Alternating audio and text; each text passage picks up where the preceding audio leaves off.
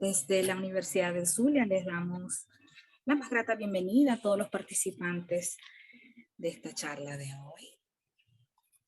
También bienvenidos desde la Facultad Experimental de Arte, desde la Escuela de Música dirigida por nuestra profesora Vivian Rodríguez.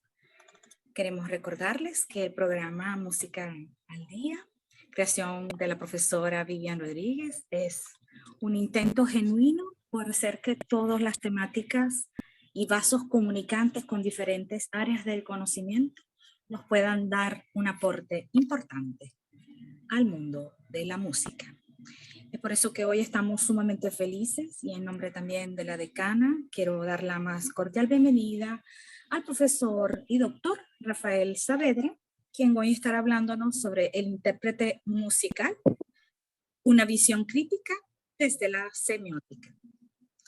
Quiero comentarles que el profesor Rafael José Saavedra Vázquez es miembro del equipo de investigaciones sociales, pedagógicas y musicológicas del Observatorio Musical Francés de la Universidad de la Sorbona de París 4, en donde tuvo la oportunidad de hacer sus estudios doctorales.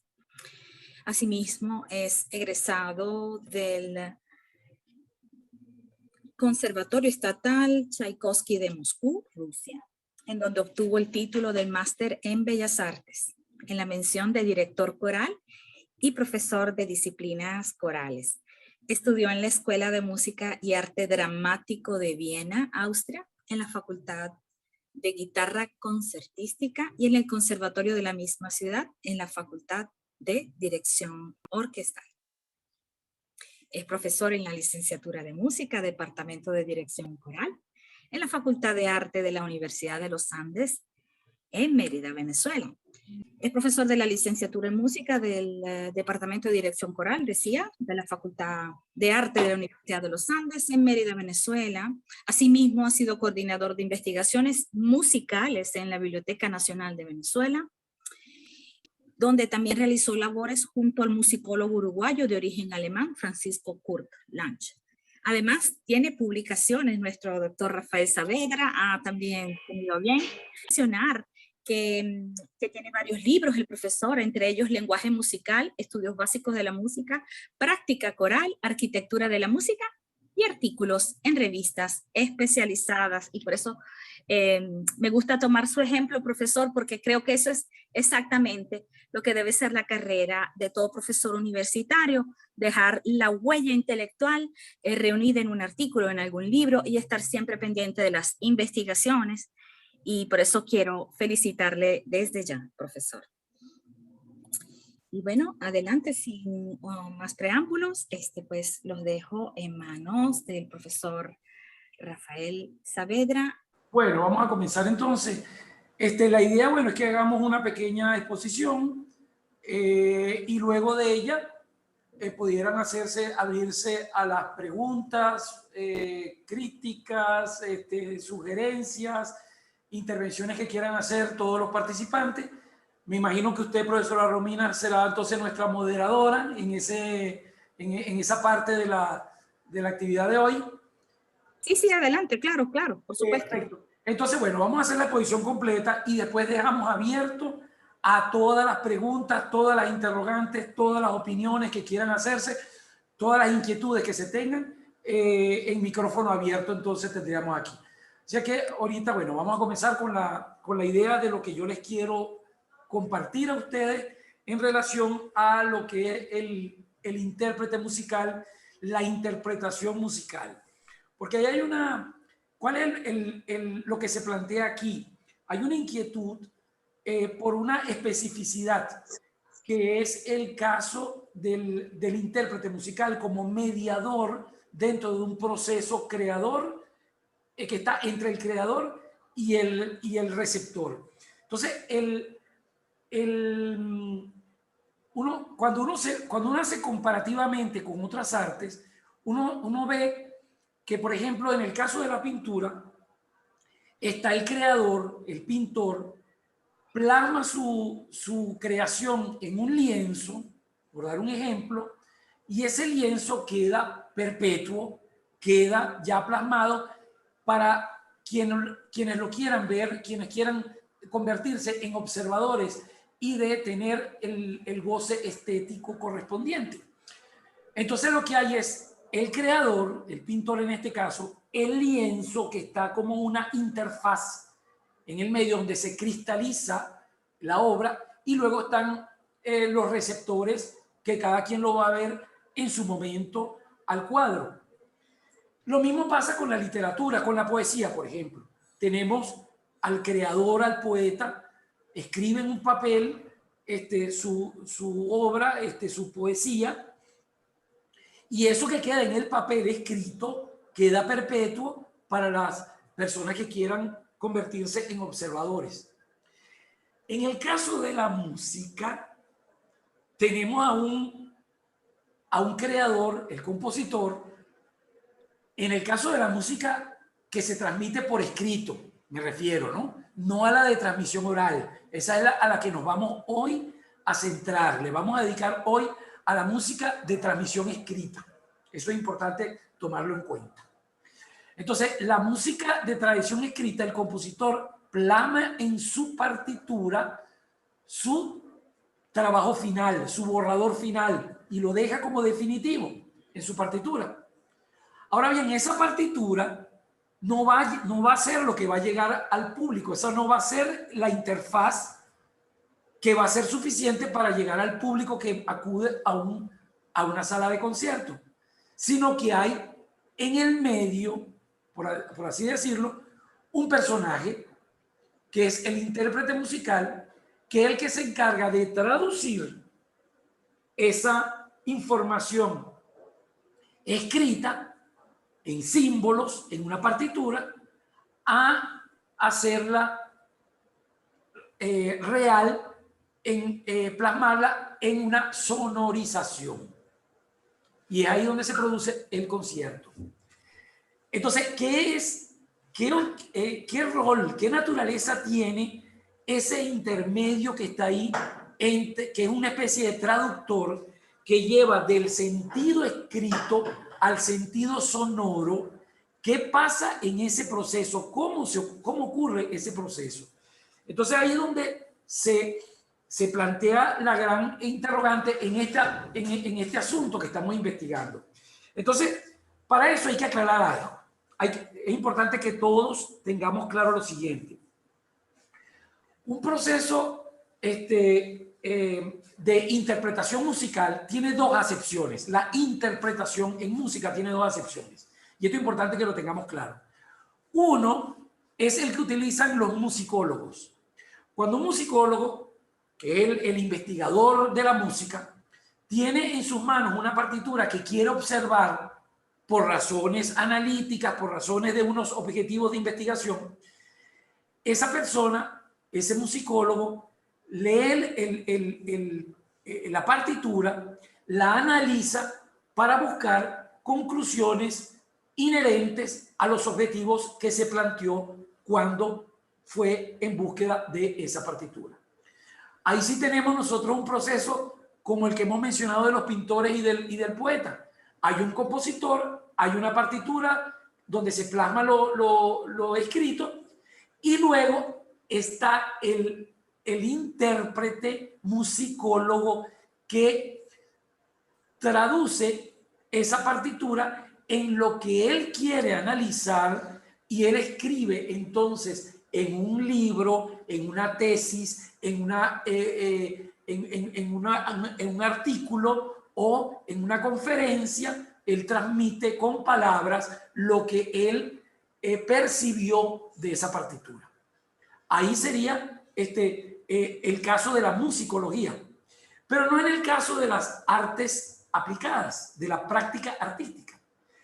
Interpretación en el campo de las artes significa que cuando se tiene la obra compuesta, plasmada en la partitura, un instrumentista, un cantante, un director de coros o un director de orquesta convierte en ese sentido escrito en un sentido sonoro en una sala de conciertos.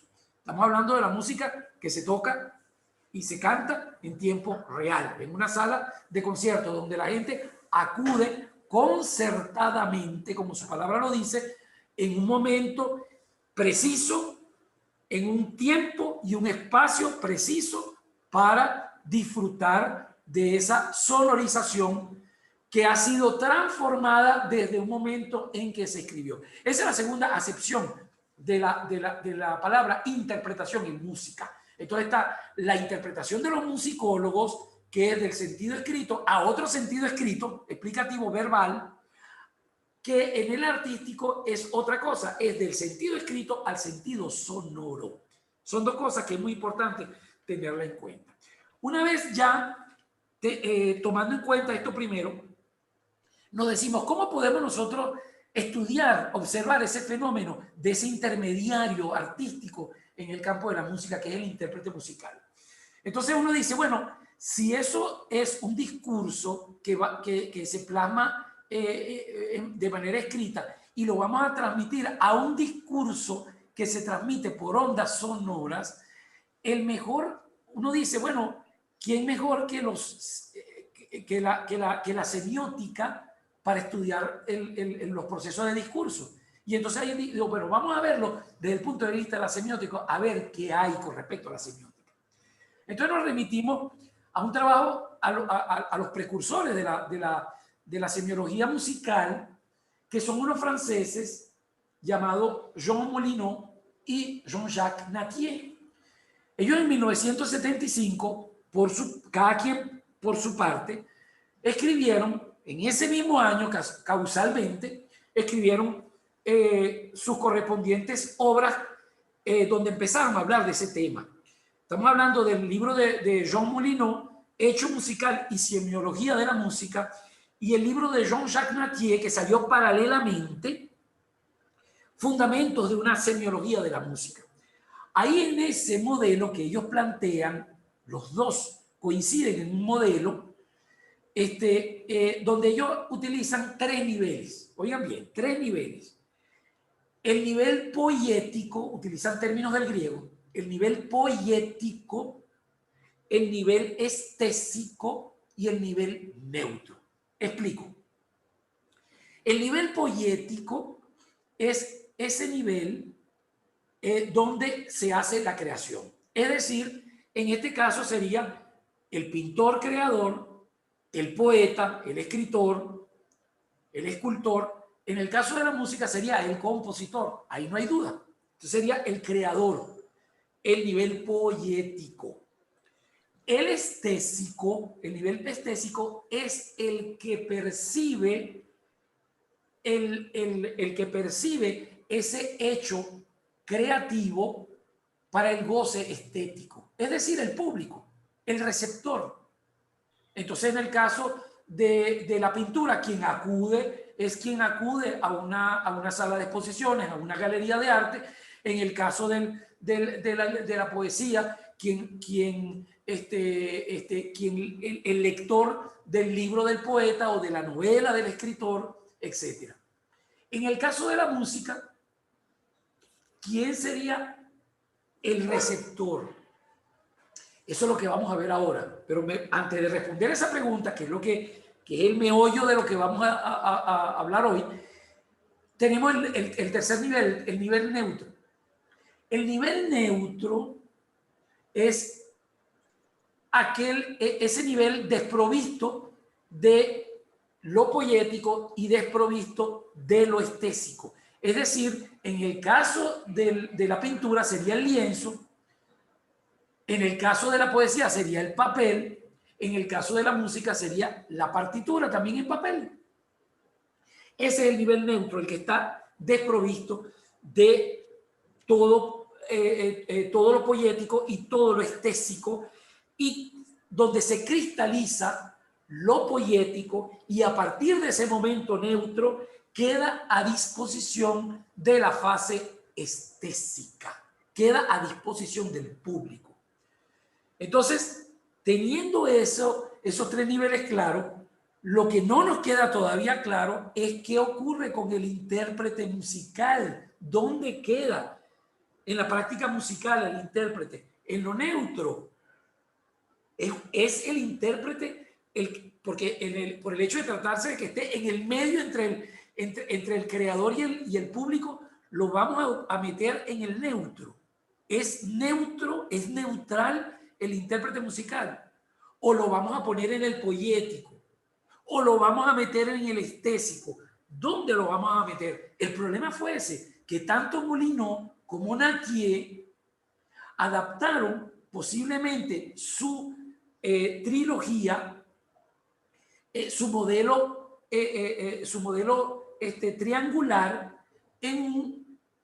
para eso le va muy bien a la pintura, le va muy bien a la poesía, y en música le va muy bien a la musicología, porque el musicólogo analítico es el primer y único receptor de la partitura, que lo utiliza para él escribir su tesis. Entonces, ahí es donde uno se plantea, ¿realmente sirve el modelo de Nattier y el modelo de Molineau para efectos de la observación que se quiere del intérprete musical? Pues bien, vamos a ver qué fue lo que hicimos para averiguarlo. Para ello, lo primero que tenemos es que aclarar una definición. Cuando uno habla del desempeño del instrumentista, del cantante, del director de coro o del director de orquesta, que son los que son los intermediarios entre el compositor y el público, son esos. Repito, instrumentistas, cantantes, directores de coro, directores de orquesta. Entonces, el desempeño que ellos tienen lo podemos clasificar en dos grandes grupos, y esto es importante que se tome en cuenta. Esto es primordial. Tenemos la primera función que cumple es de ejecución, y el otro, el de interpretación. Entonces, ese intermediario, en su papel de desempeño, o bien ejecuta o bien interpreta. Vamos a ver cuál es la diferencia entre ejecutar e interpretar. Ambas cosas se han hecho desde siglos atrás. La ejecución musical que utilizaban en la Edad Media con el término latín de executio, ejecución, eso está más cerca de hacer el sonido que de analizarlo, de explicarlo y de dar una traducción al sentido. Me refiero, por ejemplo, vamos a poner el caso ubiquémonos de repente en el siglo 7, 8, 9, en los cantos, en los primeros siglos del cristianismo, en los cantos gregorianos. Por ejemplo, son cantos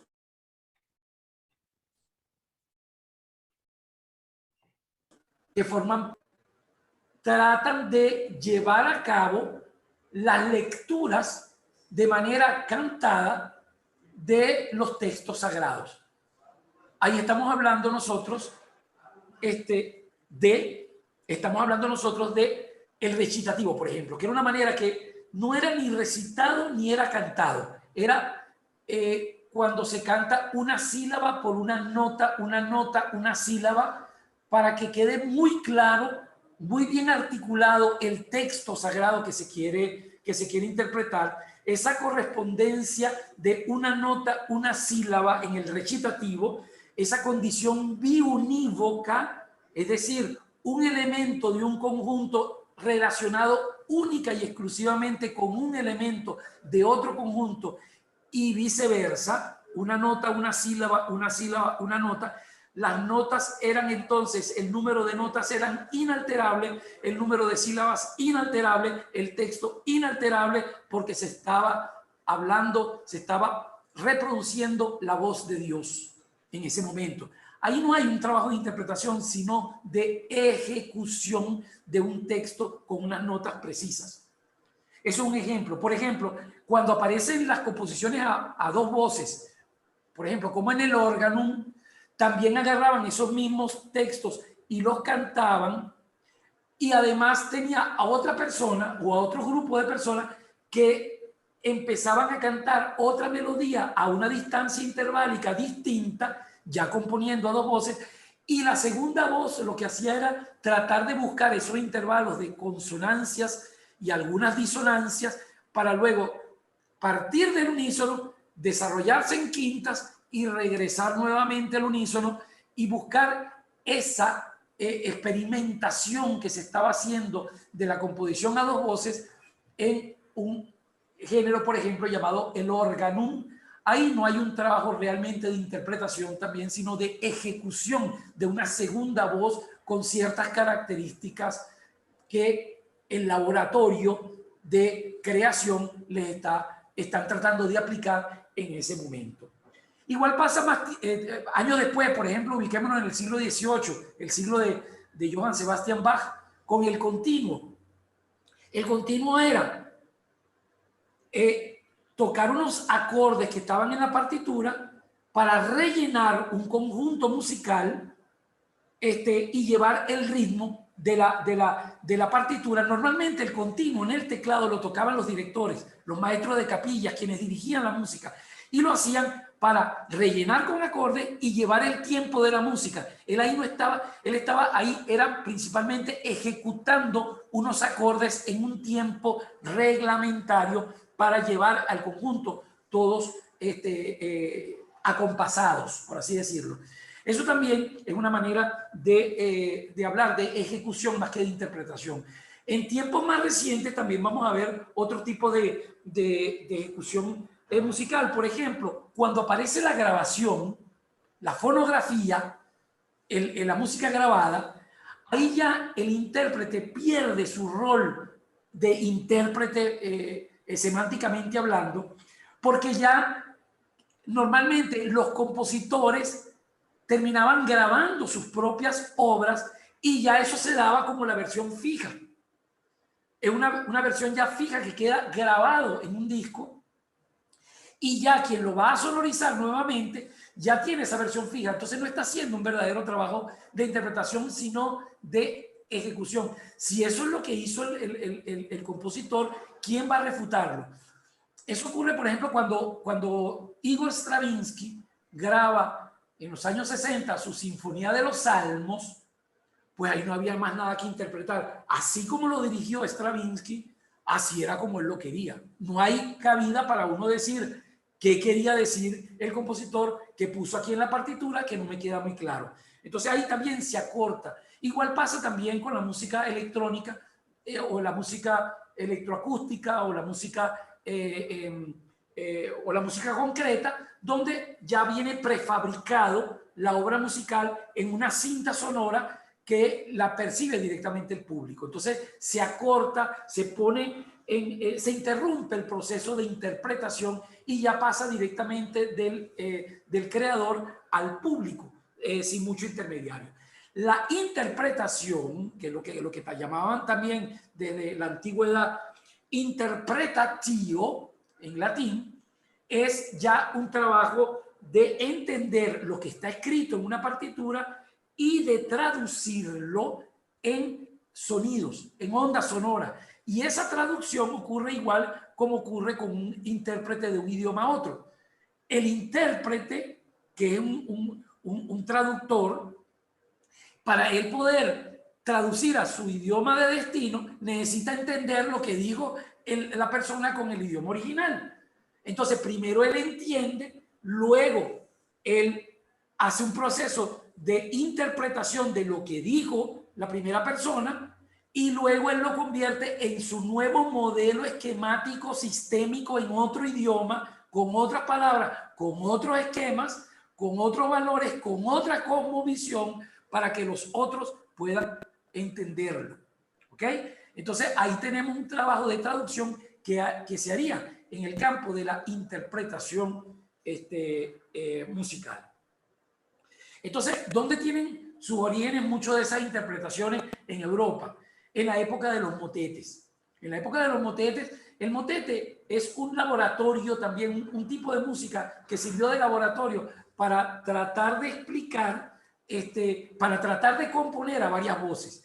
Pero ellos no estaban, los motetes no estaban atados a unas reglas eclesiásticas, y entonces ellos libremente podían componer. Ellos componían una melodía que de repente podría tomarla inspirada en un canto litúrgico, pero le montaban arriba dos o más voces, una, dos, tres voces, con textos profanos, textos diferentes en cada voz, donde había una mezcla de historias diferentes, textos diferentes, incluso idiomas diferentes, que podían ser en francés, en latín, en la lengua doc o en cualquier otra de las lenguas vernáculas locales, y interpretar sobre los diferentes, es decir, y montar una historia sobre diferentes tópicos de la vida, que podrían ir desde temas amorosos hasta temas políticos, humorísticos, incluso hasta eróticos.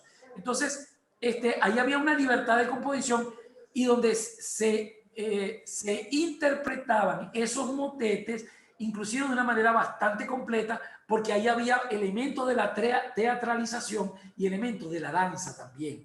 Ahí tenemos un buen ejemplo de interpretación medieval.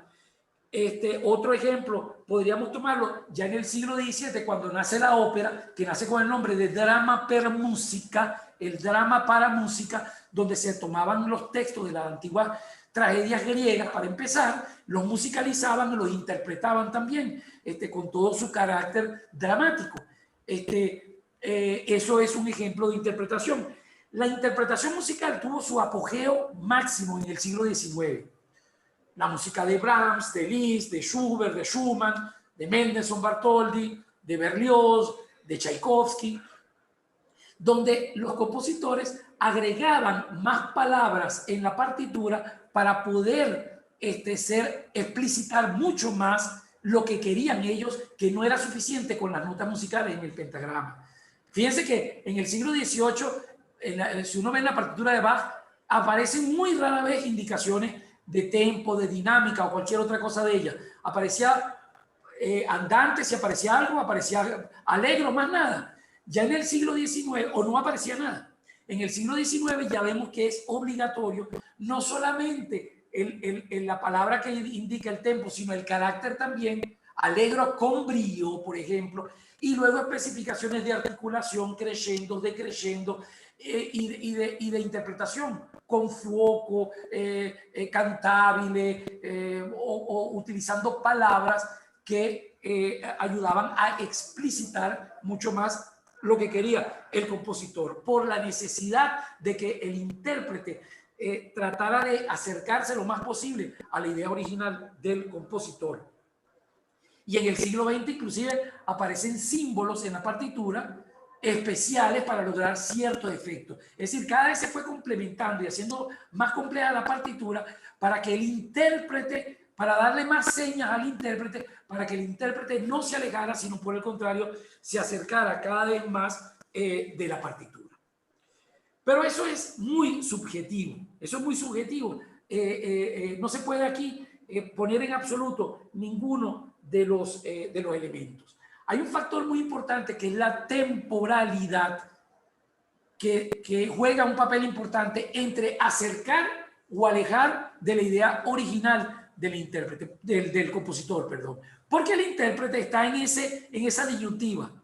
Tratar de ser fiel al compositor, o él tratar también de hacer su propia versión, donde él se muestre también como una persona pensante, crítica, autónoma.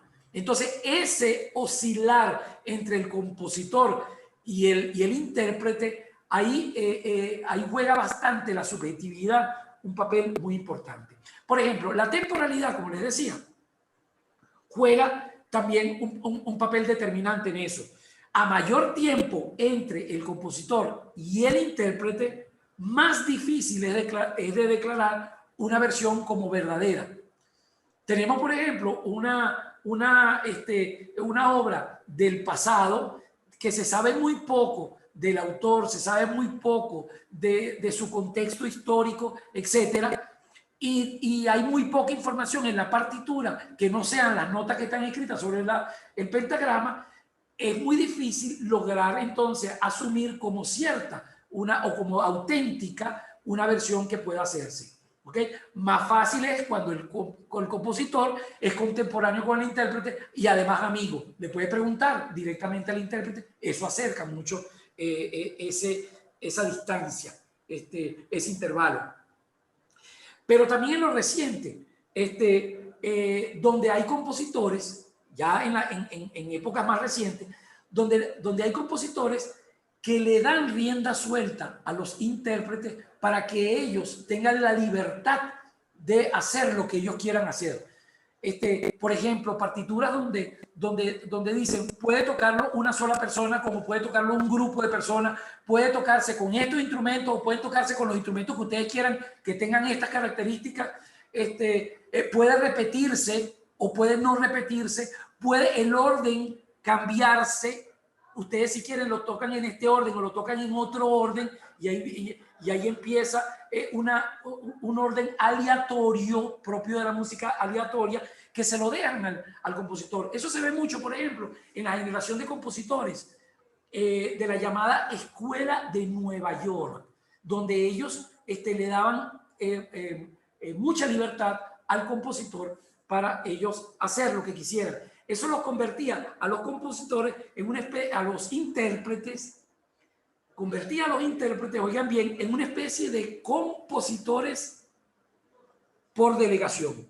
O sea, delegaban mucha del momento creativo, del momento poético al intérprete para que él creara a partir de unos parámetros mínimos que ponían los compositores. Dejaban al libre albedrío al compositor, al intérprete, perdón, para hacer un trabajo eso sería un trabajo parapoético, un trabajo para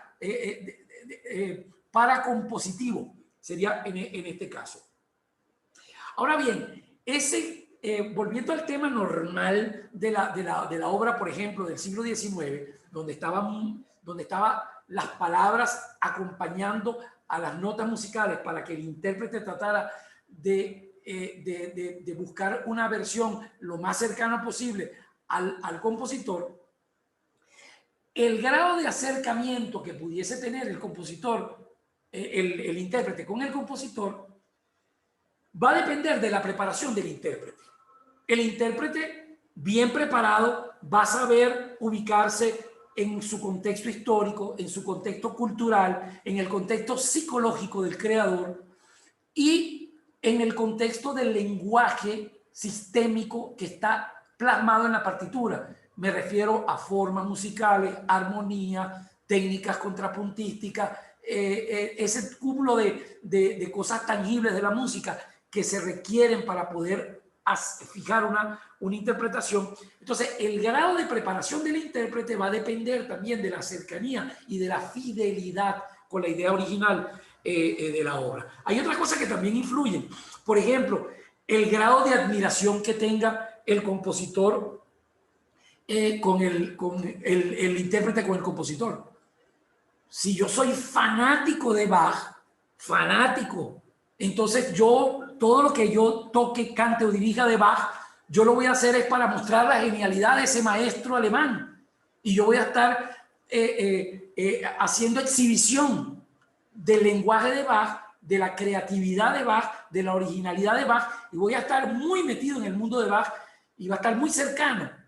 Por el contrario, si el intérprete tiene aquel dote de divismo y busca una autonomía también como ser dentro de esta cadena, él va a querer exhibir también sus grandes dotes como intérprete, como virtuoso, como música, como sus dotes musicales, y va a querer también decir, mire, esto soy yo tocando, esto soy yo cantando, miren qué bien lo hago. Y entonces él va a estar arrimando las brasas de la candela hacia sí mismo como intérprete. Eso lo aleja un poco del lado del compositor. Esa oscilación son cuestiones normales, naturales de la dialéctica, subjetivas de la dialéctica, de esa fase que estamos buscando en el intermedio, que es la interpretación musical. Hay un pedagogo y didactista ruso, pianista, que sus libros son el libro de él, ese libro de él es un libro de cabecera de todos los pianistas del mundo entero. Me refiero a Heinrich Neuhaus, que él escribió en 1958 El arte de la interpretación pianística. Y él decía ahí, hay una cuestión bien interesante, que él hace una imagen bien explicativa acerca de la dialéctica filosófica de la interpretación musical, en el caso del pianista, que eso es aplicable a cualquier intérprete. Él dice que aquí se forma un principio de tesis, antítesis y síntesis. Está la tesis, está la antítesis como un contrario, y la síntesis que une los dos, los congenia a los dos anteriores. Él dice que la tesis, en este caso, es la música. La música la llevamos por dentro, por eso es tesis, lo plantea él, porque la sentimos, forma parte de nuestro propio ser, nuestro propio cuerpo, nuestro propio intelecto, nuestros propios gustos. La amamos, la admiramos, la conocemos, la digerimos, la percibimos, la sentimos en los huesos. Esa es la música que nosotros queremos, está dentro de nosotros. Lo contrario sería el instrumento. El instrumento está externo a nosotros, esa sería la antítesis. Externo a nosotros, es difícil de manejarlo, uno lucha contra él para hacer que se ponga al servicio de uno, uno tratando de toda la vida dedicarle para dominar a esa bestia, para lograrlo poner al servicio de uno y no al revés. Entonces él lo busca como una antítesis, en la otra parte, el contrario de la música. Y la interpretación sería la síntesis de los dos anteriores. Uno puede tener la música por dentro, pero si no tienes el instrumento para llevarlo a cabo en la sonorización, no haces nada, no hay trabajo. El trabajo resultante sería la interpretación como una síntesis de esos dos contrarios. Con eso ya se nos aclaran las cosas un poco más dentro de esta cadena de la trilogía de Nattier y de Molineux. Entonces ya podemos empezar sin todavía hacer tipología. Podemos empezar a armar la cadena. ¿Cómo iría la cadena hasta ahora? Iría el compositor empezando el ciclo de la cadena, el compositor. Luego vendría la primera cristalización, la partitura, un papel donde se plasma, donde se cristaliza la idea definitiva de lo que estuvo haciendo borradores tanto en su cabeza el compositor, el papel.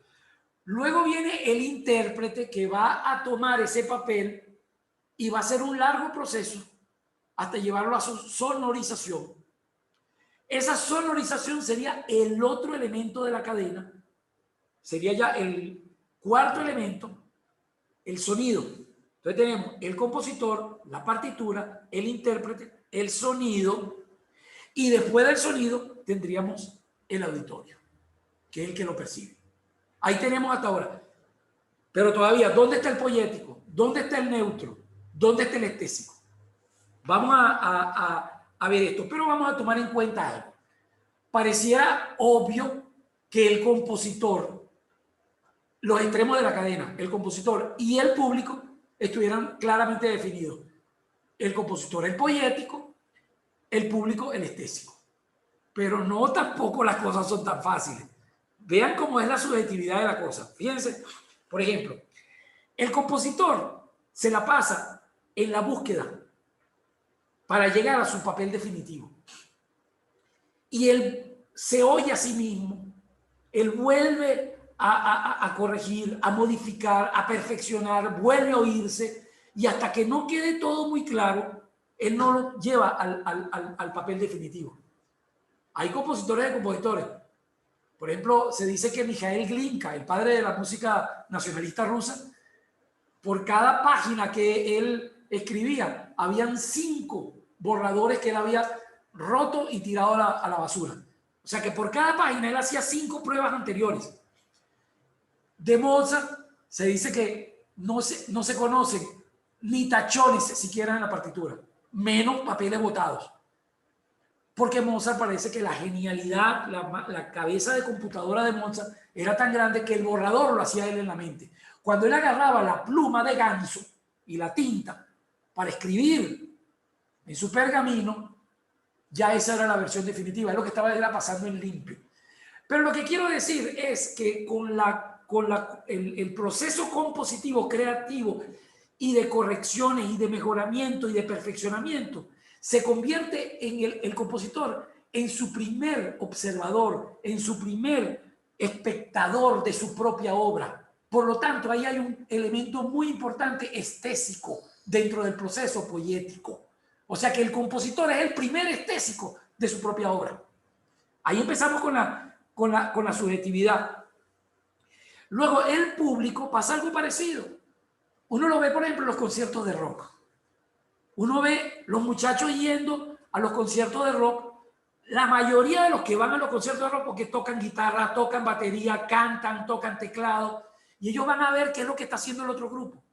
Y cuando ellos salen de ahí, ellos llegan a su casa a reinventar. Mira, le dieron idea o no le gustó algo que él lo mejoraría. Y ahí empiezan a recomponer. Y eso pasa con todos los compositores que van a los conciertos también.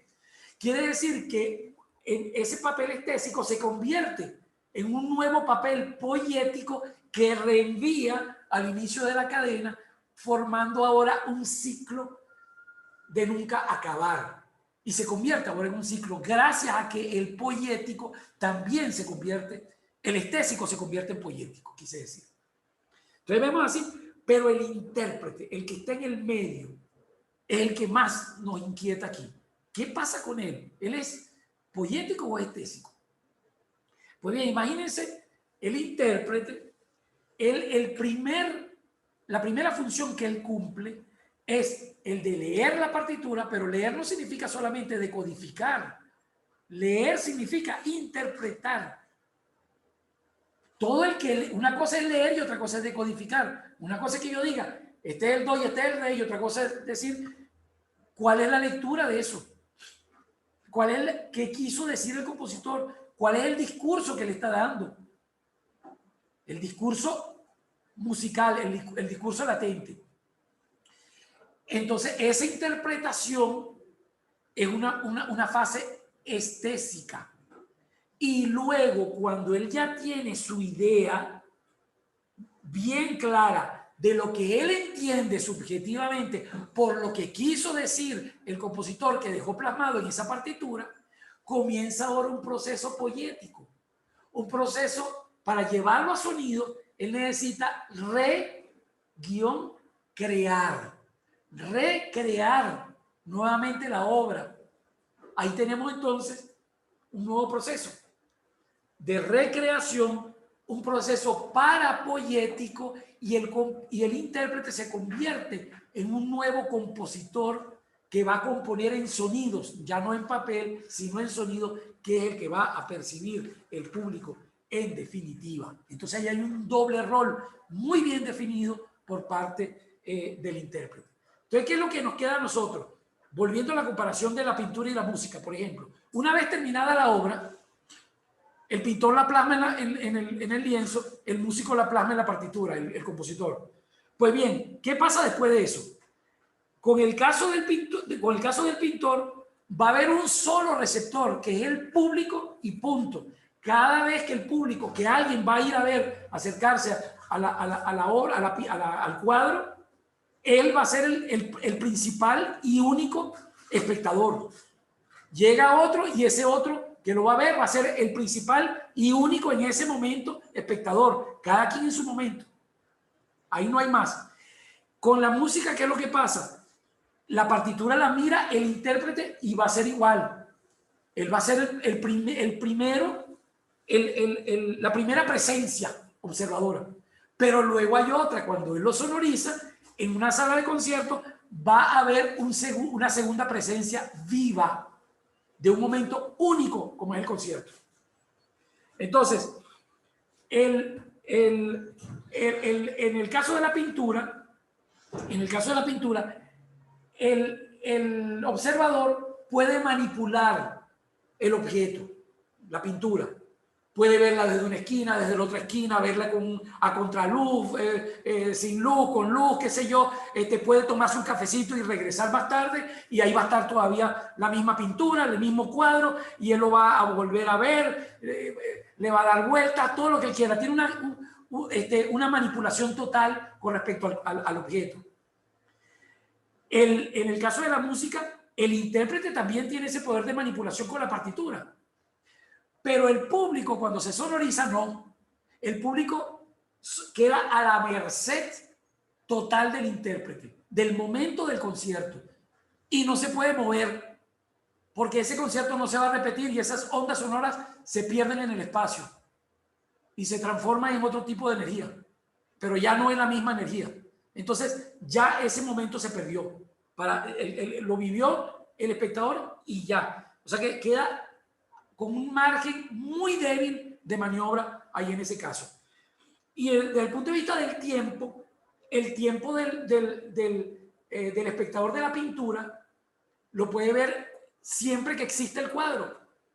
Pasan los siglos y van a ver, el mismo espectador va a ver el mismo cuadro y va a ser un presente diferido. Eso va a pasar con la partitura también, pero con el que asiste a un concierto no. Va a ser un tiempo único, exclusivo, irrepetible y es una acción de estudio de la experiencia subjetiva, que eso se lo dejamos a los estudiosos de la fenomenología. Y esa condición especial, única e irrepetible y subjetiva de esa experiencia es característico del fenómeno musical. Entonces, para terminar, antes de oírlo a ustedes con la pregunta, ¿cuál sería la conclusión a la que podríamos llegar aquí? El compositor, vamos a armar otra vez la cadena. El compositor sería obviamente el poético, pero con sus toques estésicos, tomando en cuenta que él va a ser el primer escuchador de su propia obra. La partitura sería un nivel neutro, un primer nivel neutro, no va a haber uno solo. El primer nivel neutro va a ser la partitura, esa va a ser un nivel neutro permanente, porque la partitura queda. Ahora luego viene el intérprete. El intérprete quedamos en que va a tener dos fases. Una primera fase estésica, interpretando la partitura, y una segunda fase poética, recreando la obra en sonidos. Ese sería el rol del intérprete. Tendría entonces ambas funciones, estésicas y poéticas. Luego viene el segundo nivel neutro, que es el sonido, la sonorización. Sería el segundo nivel neutro. A diferencia del primero, que es perpetuo, el segundo nivel neutro, que es el sonido, es irrepetible, única, temporal. No vuelve a aparecer más nunca en la vida. Y luego vendría el último nivel de la cadena, que sería el público, que es obviamente el estésico, pero como dijimos, cuando se ve con crítica compositiva, entonces puede eso ocurrir un reenvío al inicio de la cadena y convertirse eso en un ciclo. Por lo tanto, nos queda entre el momento de la partitura, el intérprete y el sonido, una interfaz bien compleja, en el caso de la práctica musical, bien compleja, que va a estar al servicio de los dos puntas, el compositor y el público. Una interfaz muy compleja y muy subjetiva. Muchas gracias por su atención y entonces los dejo al mando de la batuta de la profesora Romina para que administre las preguntas que quieran hacer, que tengan a bien hacer. Gracias. Libremente, muchas gracias, profesor Rafael, por su ponencia, por su conferencia. Libremente, por favor, no sé si quiere intervenir primero la profesora Vivian, si está acompañándonos, creo que sí. Si quiere. Aquí estoy. Profe, bueno, quiero agradecerle al maestro Rafael por su excelente ponencia. Y bueno, decir también que el maestro Rafael es colaborador de nuestra escuela en las materias de contrapunto y ahora en las materias de contrapunto y fuga, de las cuales él, por supuesto, es un experto. Ahora, yo quería hacer una pregunta porque también he incursionado, pero desde el punto de vista pianístico, en este tema de la semiosis del acto o del acto musical. La pregunta sería, ¿esta semiosis podría tener múltiples dimensiones? Evidentemente. Ok, yo lo he tratado como el cuerpo en transición del intérprete pianista, en un artículo que publiqué en la revista Situarte. La pregunta sería si esta semiosis puede tener múltiples dimensiones, porque la mirada antropológica desde la antropología de la música es diferente, ¿no? Por eso le pregunto al maestro si se podría construir un modelo epistémico de esta semiosis, o sea, de las múltiples dimensiones que alcanza el acto mismo interpretativo en toda su complejidad. Sí, para ello, las múltiples direcciones existen. Un ejemplo de las múltiples dimensiones está cuando la subjetividad de convertir el poético en estésico, el estésico en poético, y cuando el público reenvía al nivel poético esas ideas creativas y convierte lo que antes era una cadena en un ciclo. Ese es un elemento. Pero hay una cosa, Vivian, que quiero aclarar. Desde el punto de vista de los estudios normalmente antropológicos, ahí entra también muchos elementos de la etnología que no forman parte, como lo aclaré yo al principio, del estudio de lo que nosotros estamos haciendo, que es de la música de tradición escrita. Lo que algunos llaman música clásica, otros la llaman, peor todavía, música culta. Pero dentro de las manifestaciones artísticas que uno ve en las diferentes manifestaciones culturales de la humanidad a través de la historia, uno va a ver de todo, Eso, por ejemplo, cuando uno tiene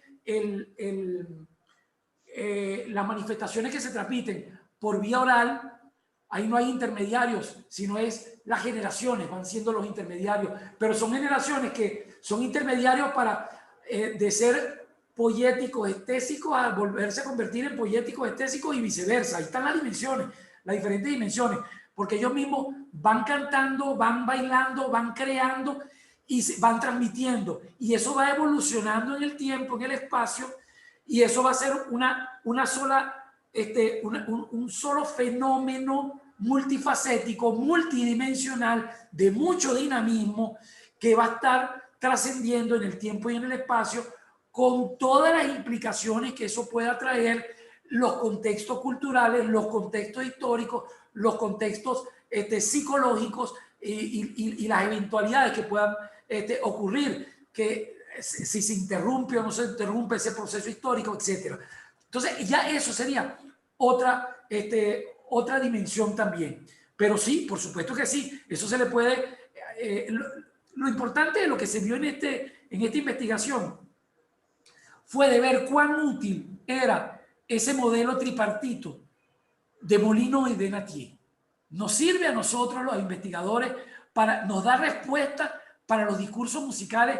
Sería interesante hacerlo también para el caso de las manifestaciones de tradición oral. ¿Sirve ese modelo? Pareciera que pudiera ser. Eso es lo que habría que ver.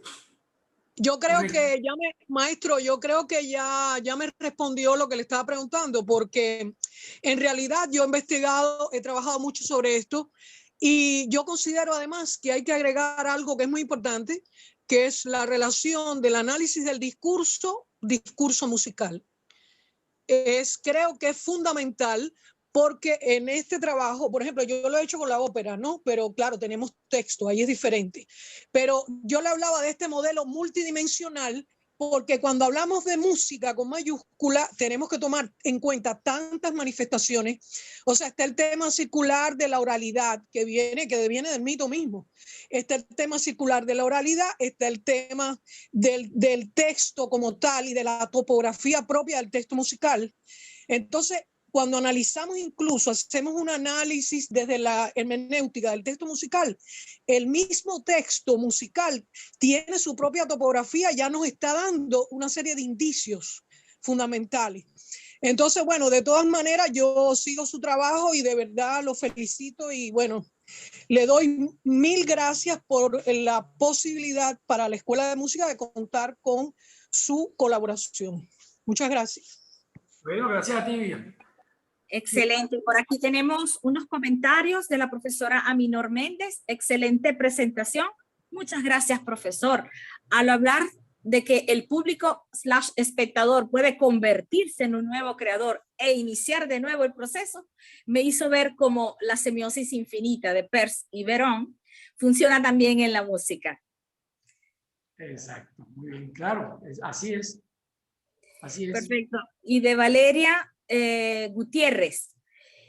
Profesor Saavedra, cuando ya la partitura se encuentra en las manos del intérprete en la segunda fase, la cual es poética, el compositor de la partitura no se vuelve un nivel neutro, porque ya no estaría en el papel creador.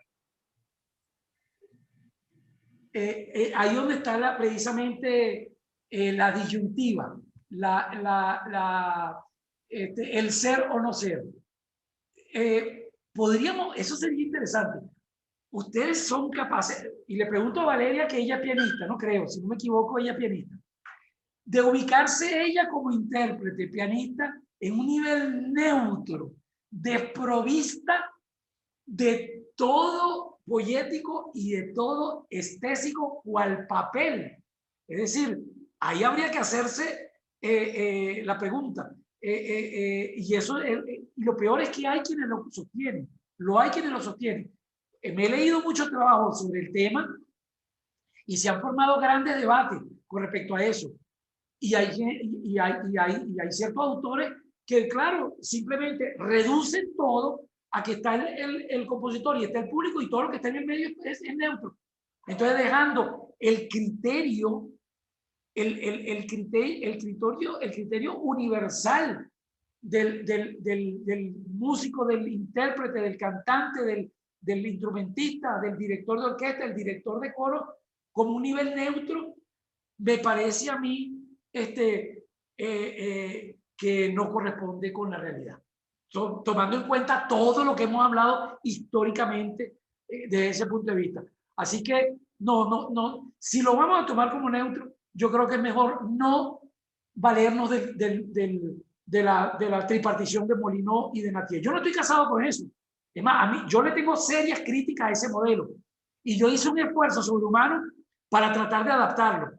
Y esa adaptación es la que quedó un cuadro muy complejo y habrá que ver si mejor nos vamos por la semántica o por la filosofía de la retórica para estudiar los procesos del discurso musical. Eso es algo a mí que me ha inquietado toda la vida, el proceso del discurso musical, el estudio del discurso musical.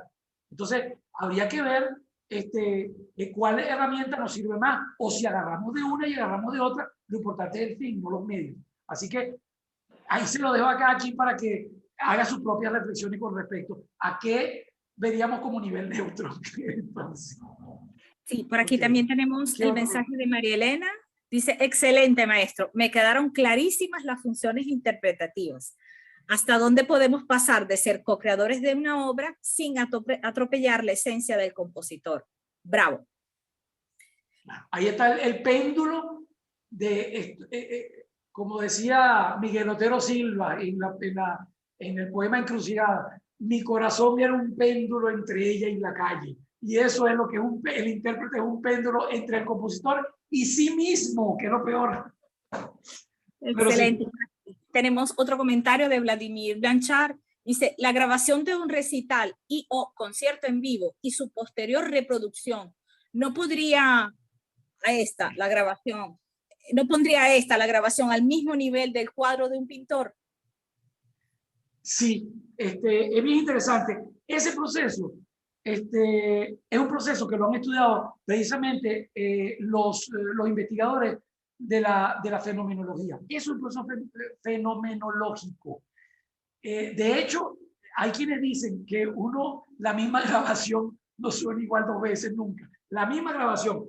Y hay un chiste una anécdota que la cuentan mucho y eso debe ser un mito, pero eso me lo han contado a mí, incluso en varias partes del mundo, y cada quien le da a las personas que están oyendo, les dan nombre y apellido diferentes. O sea, ocurrió con diferentes personas según ellos.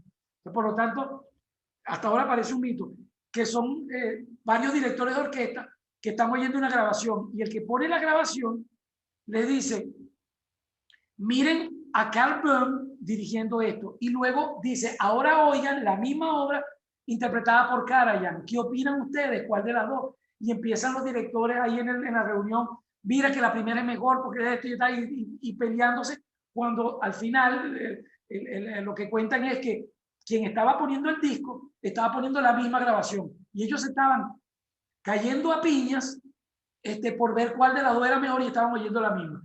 Es verdad, pero lo que tenemos que ver aquí es cuando es el compositor el que graba, ahí ya la cuestión de los niveles intermedios, la interfaz, ya comienza a verse ya empieza a ponerse en tela de juicio. ¿Para qué vamos a hacer interpretación si ya lo dijo el compositor? Uno ha oído a Antonio Lauro tocando sus propios valses y ya uno sabe el tempo, qué es lo que él quiere hacer, qué es lo que él quería decir, el carácter que le quería dar a su propia obra. Entonces, cuando eso ocurre, ahí es donde yo quería hacer notar. Ahora, cuando un tercero graba, sí, quedaría como lo del pintor. Queda ya una cuestión petrificada en un nivel neutro, que es el disco, la cinta magnetofónica, o depende del siglo donde hayamos nacido, Vladimir.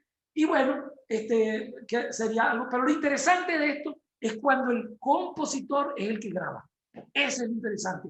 Para lo que eso afecta a esa cadena de la que yo le estaba hablando. Pero bien interesante la pregunta, Vladimir. Está bien. Por aquí sigue María Elena, referente a lo neutro que acaba de exponerse, siento que sería fraccionarse y no una integración artística. No sería la trilogía que usted plantea. Bueno, se refiere al... Bueno, pero es interesante, fraccionar o no fraccionar. Esas cosas tan poco tangibles como son las funciones humanas, que eso entra en el ramo de la psicología, es muy difícil fraccionar. Yo no sé si los neurólogos estarán en capacidad de poder hacerlo, pero el mundo de la psicología no es capaz de hacerlo. Un ejemplo bien claro. Las competencias es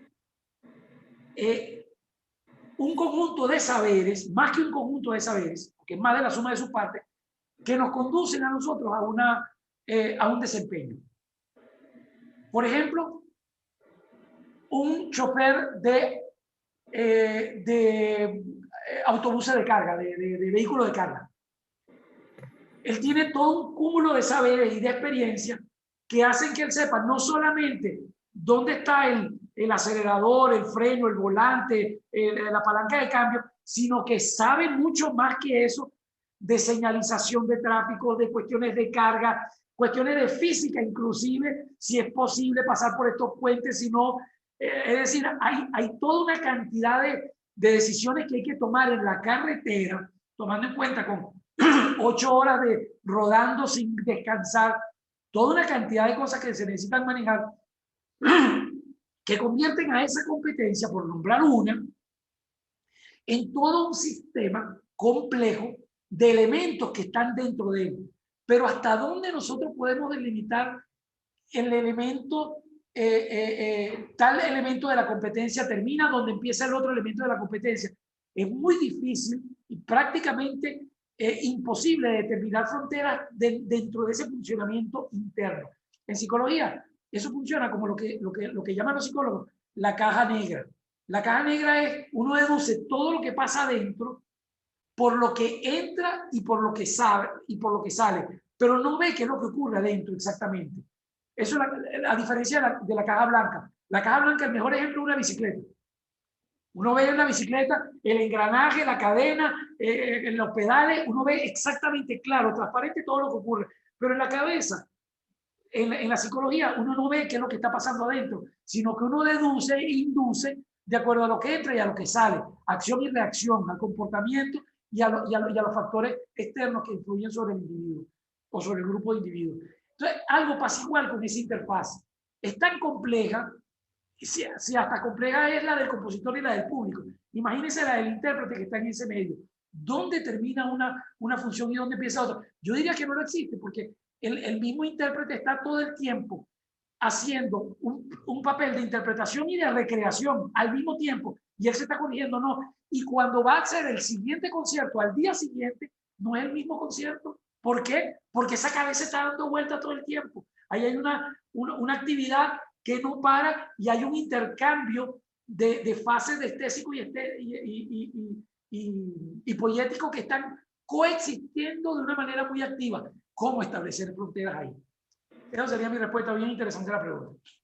Excelente. Por aquí sigue Ángel Chávez. En este planteamiento, la intérprete modelo sería la soprano María Callas, que una vez estudiada la música, la transformaba en una interpretación teatral, creando una realidad única dentro de dos realidades, la partitura y el texto. Sí, y ahí hay doble interpretación. En la música vocal hay doble interpretación. Tenemos la música, los sonidos, y tenemos el texto. Y habría que ver la obra, cuán compaginado está una cosa con la otra. Hay cosas que uno lo pone en el mundo de la ópera, por ejemplo. Hay un área de la obra de Gluck, del Orfeo de Gluck, donde está, donde Orfeo canta a su amada que la pierde y la va a ir a buscar al mismísimo purgatorio porque perdió a Eurídice. Y entonces, en ese momento tan trágico, que la pierde, que él dice, ay, yo la he perdido, lástima que yo nací, porque este dolor tan grande yo no lo soporto. En ese momento tan trágico que Orfeo le está cantando a Eurídice por su muerte, a Gluck no se le ocurre otra tonalidad que la de un brillante la mayor para interpretar ese momento tan trágico. Entonces, hay que ver, el director de la orquesta, los cantantes, el cantante ahí tiene que estar con una conciencia total de cómo llevar esas armonías tan brillantes como un la mayor, llevarlo a una tragedia tan grande como ese momento que él está arrepentido de haber nacido y que la va a buscar hasta en el propio purgatorio para dar con ella y va a mover cielo y tierra literalmente hablando para eso. Entonces, lograr congeniar eso, primero habrá que ver la calidad del compositor en poder congeniar la música y el texto. Segundo, habrá que ver si esa es la intención del compositor, congeniarlo, o por lo contrario, hacer de eso una parodia tipo Brecht, de hacer algo totalmente incoherente dentro de la temática de la incoherencia. Habrá que ver. Eso es un elemento extra, el elemento del texto, que ya es una cuestión verbal más tangible que el de las ondas sonoras. Y combinar eso es toda una maestría, ¿verdad que sí? El que le toca hacer música vocal tiene que buscar eso. Y el caso de María Callas, bueno, eso es un caso extraordinario en la historia. Yo creo que ahí también ella movía las brasas para su lado y ahí dejaba al pobre Verdi, al pobre Puccini y al pobre Mozart, lo dejaba en un segundo plano muchas veces porque Callas es Callas, sin duda alguna. Entonces, y ella lo sabía como buena diva. Entonces, bueno, ahí está lo interesante y lo fascinante de ese péndulo y cuando uno lo observa de los toros de la barrera, ver cómo se mueve ese péndulo lo hace más fascinante todavía. Por aquí tenemos a Gabriela Román. Dice, en una orquesta cada uno de los músicos está haciendo creación y luego de los ensayos en el concierto, solo uno de los músicos puede cambiar en totalidad la interpretación global. Es decir, allí hay muchas interpretaciones juntas. Es una red interpretativa. Gracias por excelente ponencia que nos pone en una fase de interpretación y creación de discurso. Sí, bueno, eso es ya materia de música colectiva. Esa música colectiva, en el tipo de música que estamos hablando, que es esa música de tradición escrita, que es la música coral, la música orquestal y la música coral orquestal, hay una batuta, y eso tiene una tradición, digamos que de siglos, el tenedor de la batuta, la autoridad. La autoridad es una cosa que históricamente tiene en Europa, tiene un fundamento bastante duro, dictatorial, porque los maestros de capilla, que eran los que dirigían el canto en los oficios divinos, eran por encima de ellos, estaba el rey nada más en la mayoría de los casos. ¿Cómo será que aquí, en América, los maestros de capilla de la catedral de Caracas o peor aún la de Bogotá, la de Santo Domingo, la de Lima o la de México, que eran virreinatos estos últimos, por encima de él estaba el virrey y por encima del virrey el rey. Así era la autoridad que se tenían. Eran cuentadantes, eran los financistas, los que llevaban los libros de contabilidad, además los que hacían los documentos jurídicos, o sea que eran picapleitos abogados también, eran además cancilleres porque ellos eran los que mediaban con las relaciones externas de la parroquia, y los internos también eran jueces de paz, donde ellos intermediaban entre las disputas que podían haber entre feligreses. Ellos eran mediadores, los maestros de capilla. Ahora imagínense tanta autoridad para que se va llevando en el tiempo como una profesión y un oficio heredado. El que lleva la batuta tiene una autoridad grave. Aquí el que piensa soy yo. Aquí no puede haber más nadie que me haga una interpretación distinta a la mía. Así que le puede decir a un fagotista, un trombonista, un violinista: usted deje de hacer lo que está haciendo y va a hacer lo que yo digo. Lamentablemente, esa es la vida de la práctica colectiva de la música. No muy democrática, pero es la realidad. Así que bueno. Tenemos también otra vez Vladimir Blanchard. Muchas gracias, maestro Saavedra. Maravillosa ponencia. María Elena también puntualiza: no puede fraccionarse, maestro, porque nuestra manifestación en la interpretación manifiesta una integración de la semiótica que usted explica como un todo o uno. Muy bien, correcto, gracias. Igualmente, Hussam Berbesi dice: excelente ponencia, maestro Saavedra. De Fai en Ada Music, excelente. Mi admiración al profesor. De Ángel Chávez, tenemos una puntualización. El área se llama ¿Qué farò senza Euridice? De Dino González, excelente, maestro Rafael. También de Fai en Ada Music, ¿cómo conseguimos un equilibrio en la interpretación entre el autor y yo? Hay que escribir un libro sobre eso. Entre el autor de la obra musical y yo, el yo intérprete o el yo público. Me tendría que explicar eso, porque serían dos yo muy diferentes. Puede tomar el micrófono si quiere. Ok, bueno, que me lo pregunte. De todas maneras, yo le voy a contestar en los dos escenarios. Si se trata del yo, si se trata del yo intérprete, ahí es donde está la piedra oscilante. Eso va a depender de la preparación del intérprete, de la admiración por el compositor, como ya le dije, de la autonomía como intérprete. Mire, lograr ese equilibrio sigue siendo muy subjetivo, pero obviamente hay que buscar el acercamiento lo más posible al compositor, pero sin yo dejar de ser yo como intérprete. Yo tengo mi personalidad, yo tengo mi manera de decir las cosas, pero yo no voy por eso a sacrificar la idea original del compositor. Entonces, esa búsqueda por ese equilibrio, eso ha sido una eterna dialéctica, diatriba existencial que ha ocurrido. ¿Quién tiene la respuesta definitiva? No se sabe, pero hay que buscar equilibrio, y eso es una cuestión de búsqueda de armonías. Eso sería más o menos esa respuesta. Ahora, si se refiere al público también, Como lo dije yo, uno puede oír una grabación, la misma grabación, la oye un día que está en un estado de ánimo de una manera y la oye otro día con otro estado de ánimo, la misma grabación, y la percepción va a ser totalmente diferente. Entonces, ahí también hay una subjetividad total. O sea que ahí hay un problema de fenomenología. Yo insisto, es una experiencia subjetiva, única e irrepetible. Es bien interesante ese planteamiento. Ok, gracias por la pregunta. De parte de Mari Schwartz, nuestra profesora de canto, muchas gracias por esta ponencia, maestro, algo completamente nuevo para mí. Reflexionaba sobre el hecho de que ahora la interpretación de una u otra manera es condicionada muchas veces por la posibilidad de escuchar grabaciones, videos de otros intérpretes. Cuando es así, pienso que la percepción de la música no viene directamente del compositor. Correcto, ahí es donde se pone el intérprete. El público está a la merced del intérprete, más que del compositor.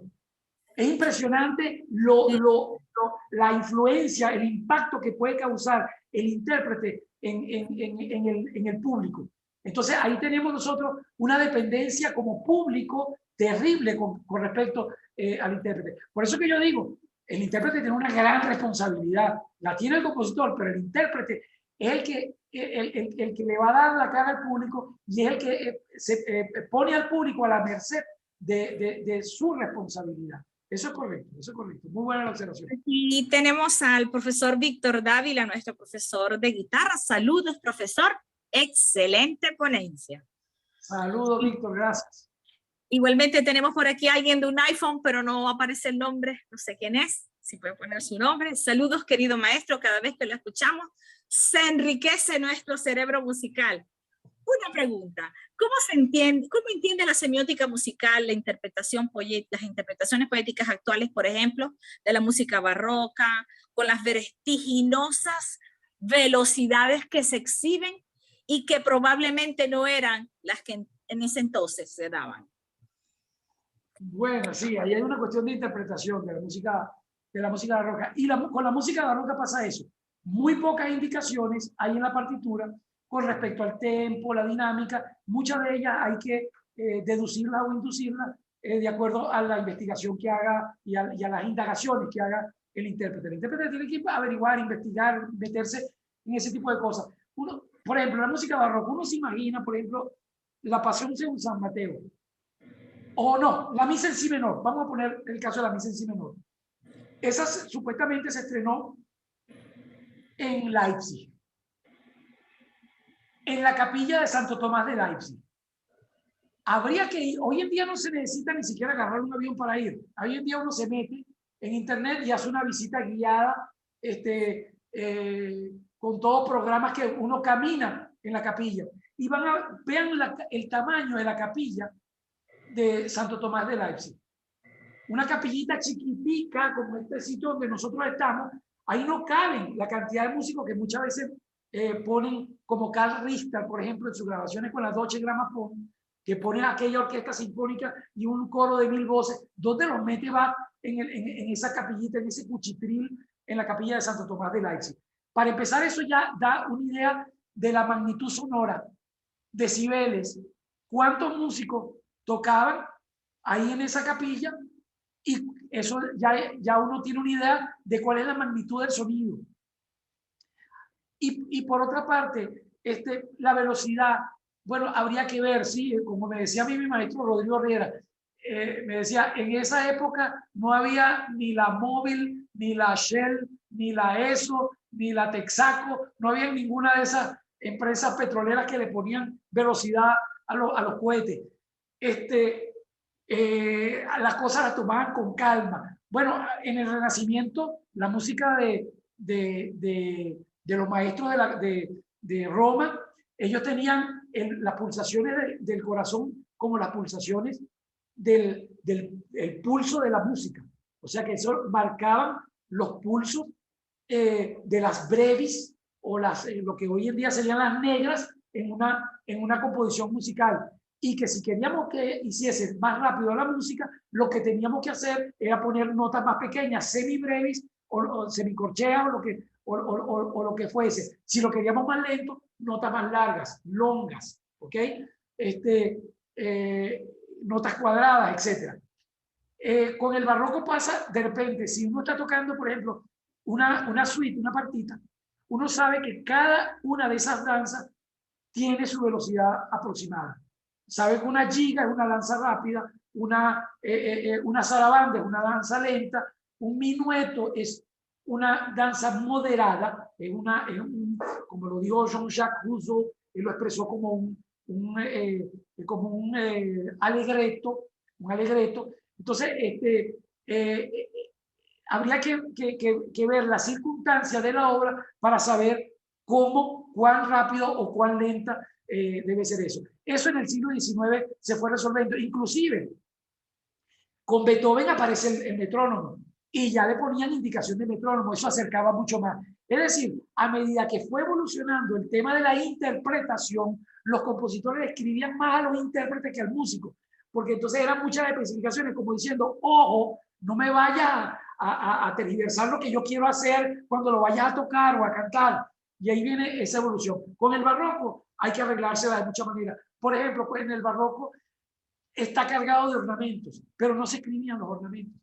Entonces están los editores inescrupulosos que publican partituras donde él pone a su leal saber y entender mordentes, trinos y notas de apoyaturas que no pertenecen al estilo. Entonces, esas son cosas que hay que estudiarlas y hay que ver, hay que indagar, meterse en el mundo, así como los europeos también, el día que quieran tocar un tempo di merengue, tienen que ver cómo se baila el merengue en Caracas y ver cómo es, estudiar cómo es que es la cuestión nuestra para que pongan un tempo de merengue y saber cómo tiene que tocar su merengue. Pues así son las cosas, como diría uno. Gracias por la pregunta. Excelente. Por aquí sigue Samuel Pineda, nuestro pianista. Maestro Saavedra, muchas gracias por sus explicaciones. Una cuestión que me pone a reflexionar es cuando interpretamos una obra que fue inspirada en una obra literaria. Ejemplo, la Divina Comedia, Dante. Liszt compone la sonata Dante para piano. En el punto de vista del intérprete tendríamos que observar tanto la obra de Liszt como la obra de Dante, es decir, nos volveríamos oyentes de Liszt y Dante porque serían dos entes distintos, tendríamos la literatura y tendríamos la música. Eso es correcto, muy buena la observación. Con la música programática, que es lo que se refiere, hay un programa preestablecido, o sea que ya existe una historia. Pasa con la ópera también. Los libretos no siempre lo escriben los mismos compositores. Entonces ya existen novelas o hechos históricos o poemas que se desarrollan luego musicalmente hablando. En el caso de la música programática, incluso cuando se hace música sin palabras, pero que están inspiradas, como ese caso, o como el caso, por ejemplo, de el Romeo y Julieta de Tchaikovsky, una obertura sinfónica de Tchaikovsky, basado en el drama de Shakespeare. Sí, él trata de sonorizar la historia de una forma muy compleja, muy subjetiva, y sí, hay varios procesos estésicos y poéticos, por supuesto que sí. Tchaikovsky se come a la versión de original de Shakespeare, y luego él trata de ver su versión sonorizada, pero no la sonoriza, sino que la escribe. Entonces, ahí alarga más el proceso. Por supuesto que sí, queda diferido, se va definiendo los procesos estésicos y los procesos estésicos, poéticos y los niveles neutros. Shakespeare dejó un nivel neutro, el papel. Tchaikovsky después hizo un proceso estésico. ¿Cómo hago yo para describir al padre Lorenzo? Dirá él. ¿Cómo hago yo? Y no se le ocurre otra cosa que hacer, poner a los vientos sonar acordes monolíticos tipo coral de Bach. Y eso me suena a mí a una procesión de un canto litúrgico, y eso me suena a mí a iglesia, por lo tanto el pensamiento sagrado del padre Lorenzo, el sabio, el reflexivo. Y entonces él empieza la obertura, empieza con esa introducción con la figura del padre Lorenzo que luego desarrolla. Luego no hace una figura de Romeo y de Julieta, no. empieza con el primer tema de la forma sonata, empieza con la guerra entre los Capuletti y los Monteschi. Entonces, conflicto, música de conflicto, y lo plasma en su partitura como música de conflicto. Luego, el segundo tema es el tema del amor, uno de las melodías más bellas que jamás se han escrito en la historia, el tema del amor entre Romeo y Julieta. Y luego con eso desarrolla toda una sonata, mete al padre Lorenzo, mete el conflicto, mete el amor, y ahí los protagonistas no son Romeo y Julieta, sino el amor y la guerra. Bien interesante la manera como él lo lleva, lo plasma en una partitura. Entonces aquí viene un segundo nivel neutro, y hubo todo un proceso poético y estético de Shakespeare, un poético y estético de Tchaikovsky. Ahora viene el del director de la orquesta, que le va a tocar dirigirla, hacer todos esos procesos también, y hacer un tercer nivel neutro, que es la sonorización del concierto, para que llegue al último de la fila, que es el público, para que lo oiga hasta el último de la última butaca que está en la sala de concierto, haciendo su papel estético, que puede, cuidado, y convertirse en un papel parapoético para reenviarlo otra vez a la cadena y convertirlo en ciclo de esa cadena. Bien interesante la pregunta, gracias por ella. Y seguimos con Oscar Alejandro García, también nuestro pianista. Profesor, ¿qué cambios presentaría el proceso en una obra como 433 de John Cage? ¿Cambiaría las fases del compositor, intérprete y el público? Sí, John Cage podríamos ubicarlo en paralelo con los músicos que yo comenté ahorita de la Escuela de Nueva York. Son compositores que dejan mucho también le da mucho rol poético al intérprete. Entonces ahí es donde lo ubicaríamos en el caso ese de 433, que es el silencio, que lo que él quería era ver, porque él insistía en que la gente no sabe escuchar el silencio. Entonces él quería ver la reacción de un público ante un nada que no suena. Y entonces él decía, el papelito del niñito, del caramelo, que él inclusive abre un caramelo para metérselo en la boca, ese ruidito que hace el papel dentro del público, o la tos de la típica persona que tose dentro del público, forma parte del silencio, según Cage, ¿no? Entonces eso hay que aprender a escucharlo, ese tipo de cosas. Entonces él pone al intérprete como un mediador escenográfico, más que todo, como un papel mediador entre lo que él quería hacer, y mira, tu misión es hacer esto. Entonces ahí hay tanta libertad por parte del intérprete en este caso. Eso es propio de la escuela de Nueva York. Entonces ahí es donde se pone en entredicho el rol del intérprete que tradicionalmente veníamos venir, que nos lo imaginábamos en el siglo XIX, totalmente diferente, y se rompen estructuras y ocurre eso, y se rompe esa cadena de una manera radical, pero bien interesante hacer lo de la pregunta que hizo aquí el amigo. Muy bien, Oscar. Seguimos con María Elena, que dice, excelente, yo considero que esta clase debería extenderla para todas las ramas artísticas, filosóficas, letras. Maestro, yo lo felicito. Por aquí también tenemos a Víctor Dávila, que dice, yo tuve el privilegio de ver clases con el profe en la primera corte de la escuela. Nos dio las materias, elementos estructurales de la música 1 y 2, de los mejores profesores que hemos tenido. Muy bien.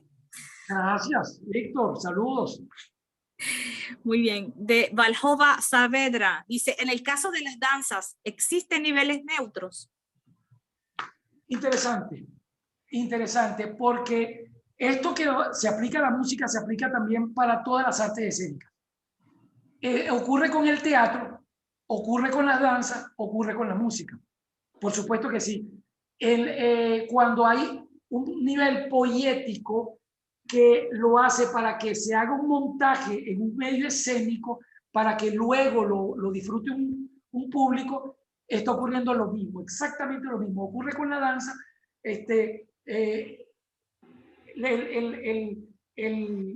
El danzante o el balletista se convierte en un intérprete de lo que el creador hizo, normalmente a través de la música, pero con especificaciones coreográficas danzables, de actividades de movimiento corporal, y el intérprete en este caso lo lleva a su plasticidad corporal para ser visto por el público. Ahí el nivel neutro. Segundo, el nivel neutro que cristaliza el danzante es la imagen. Son las imágenes de verlo a él en el escenario. Ahí no sería el sonido, sino la imagen. El sonido, por supuesto que sí, porque esa danza va acompañada de música. Entonces ahí serían imágenes y sonido de una manera coordinada. Pero bien interesante. Y es bueno aclararlo. Con el teatro existe lo mismo. Lo que pasa es que con el teatro hay las dos formas. Está el que lee teatro, y hay escritores, por ejemplo, César Rengifo, escribía obras de teatro que más que para verlas montadas eran para disfrutarlas leyendo. O Aquiles Nazoa. Yo no me imagino montajes tan corticos, de obras tan corticas de Aquiles Nazoa, aunque sí se hace, claro que se hace, pero uno la disfruta mucho leyendo, imaginándose las locuras de Aquiles Nazoa. Entonces ahí hay una cuestión como en la poesía y la literatura. Está el que crea la pieza de teatro, el libro a nivel neutro, y el que la lee y la disfruta perfectamente. Pero cuando se lleva a un montaje teatralizado con escenografía, vestuario, etcétera, ahí pasa lo mismo que pasa con la música. La música también es un arte escénico. Se da en una sala de concierto, la mayoría de la música, no toda, se da en una sala de concierto donde la gente acude. Ahí hay un sitio escenográfico que va a ser el centro de la atracción. Y ahí ocurre exactamente lo mismo que ocurre con lo que le he explicado con respecto a la música. Teatro y danza pasa lo mismo. Muy bien, notación, Margot. Muy bien.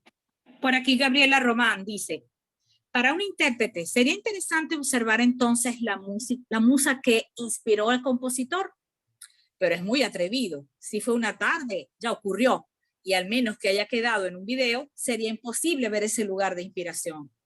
En estos días oí la historia de la creación y su motivación de la canción Bésame Mucho, y cambió rotundamente mi apreciación de ese bello bolero. Claro, ahí donde tenemos nosotros los elementos diversos. Una cosa es la música y otra cosa es el texto. Congeniar esas dos cosas, eso es tarea del compositor, pero también del espectador, del escucha, del lector, del auditor. Quien es el estésico también tiene esos elementos. Por un lado le entra la letra, por el otro lado le entra la música, y ocurren esas cantidades dialécticas, dicotómicas en ciertos momentos de qué hacer con la música, qué hacer con el texto. Pero aquella cuestión del texto y de la música, de la coexistencia de esos elementos, es tan antiguo como la música misma. Seguramente la música de hace 40.000 años, la de nuestros primeros Homo sapiens, cromañones, seguramente esa música era cantada también. Y ahí tendría que haber ya verbo, de alguna manera u otra, expresada con ciertos fonemas y música. Entonces, desde que la música es música, ha existido esa diatriba entre el texto y la música, que crean sensaciones encontradas muchas veces, disímiles otras, congeniadas otras, y habría que ver todo eso.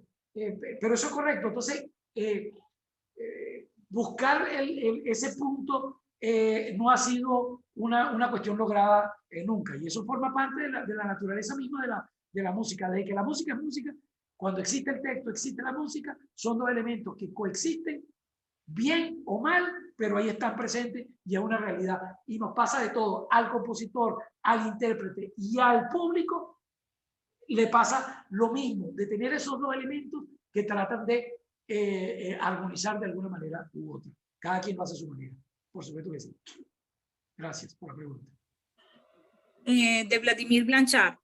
Las editoriales musicales han publicado muchas veces ediciones críticas donde colaboran intérpretes y en ellas plasman sus personales visiones técnicas e interpretativas de una obra, como por ejemplo las ediciones de Cortot de la obra de Chopin o de Arro con las sonatas de Beethoven. Pregunto, ¿estas ediciones se convertirían en poéticas y neutras? Interesante, sí, porque lo que pasa es que aquí en esta observación, en esta investigación, nosotros hicimos omisión de todo lo que es la industria del espectáculo. Porque ahí entran también, por supuesto que sí, las editoriales, las empresas de espectáculos, que forman parte del proceso de... Bien interesante eso que me está preguntando, Vladimir, porque aquí no estamos viendo eso. Habría que sentarse a pensar en todo ello. Si son intérpretes quienes asesoran en editoriales para hacer una versión de la obra, ahí están versionando cuando no está puesto lo que está en la partitura original.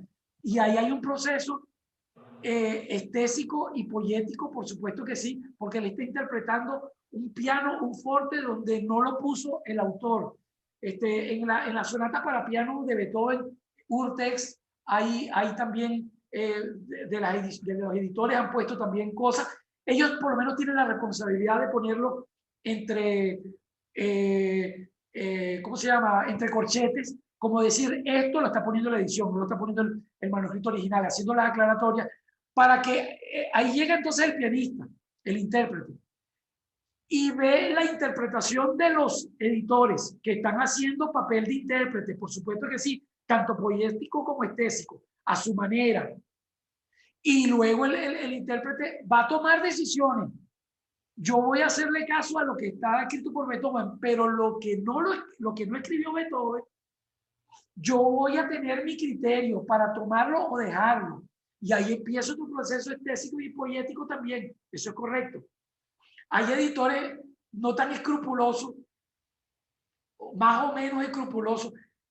De Haydn, por ejemplo, era tan célebre en su época, Joseph Haydn, tan célebre en su época, que cualquier editor le encantaba vender partituras de Haydn porque era un tiro al piso. Porque Haydn era tan célebre que tenía garantizado el mercado.